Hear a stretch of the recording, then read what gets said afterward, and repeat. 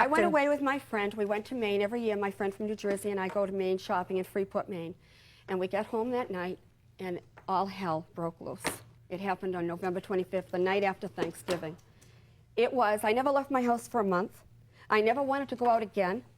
If I didn't have my son or my husband, I probably would never have woken up again, because I had run a business for 25 years. Everybody thought the world of me. And I had friends everywhere. And it's like, I just want to die. There's nothing to live for. Everywhere I go, they're going to think, she must steal, because they believe this wonderful, supposedly Captain Good, and, you know, puts me on with all the sleaze bags and scumbags that he uses, and I'm one of them, supposedly. Sir, I see you have a tape with you. Is that Yes. I have a tape also. Is that a tape of the kind of program that you have? Yes, my program's been in existence for 3 years. I've profiled hundreds of arrests. All This right, is I'd just like one. to see it. Yes. Well,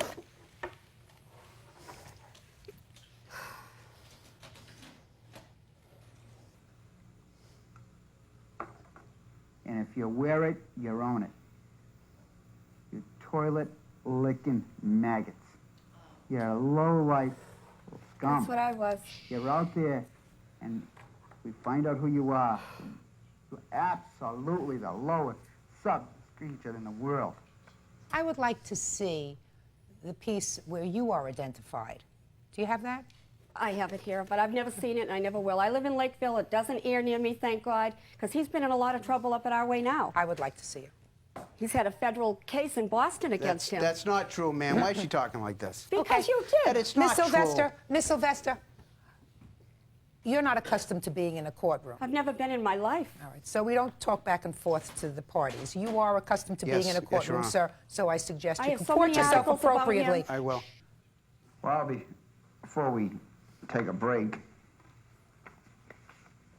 talk about Janet Sylvester, age 52, from Lakeville. Again at the Galleria Mall, charged with shoplifting.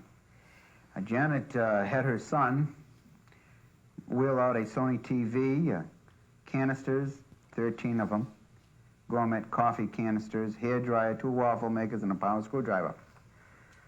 Everything added up to about $500. She didn't want to pay for them. Oh. Used her son. And you mentioned my son with Come on, another question. stay in Lakeville, please. That's something else. I never had my day in court. Okay, before we go any further, we'll take a short break. Okay, turn it off. I've never seen that and never wanted to. Captain, I have a couple of questions for you. Yes, Your Honor.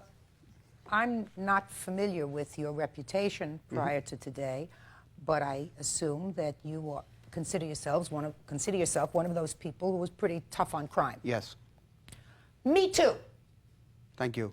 I think that criminals have to be held accountable for what they do. Yes. Those of them who are dangerous have to be removed from society so that we can all be safe. I assume that that was the intention of your program. Correct. But I have a couple of questions for you, sir. I'll answer them. You are different from a journalist, from a newspaper reporter, correct? Correct. Because you are shrouded in a uniform. Correct. Now, Miss Sylvester, she would have no recourse if a newspaper printed her name and the fact that she had been arrested, correct? Right. Because they are merely stating the news. Right. There is an arrest made at Lickmere's for stealing property.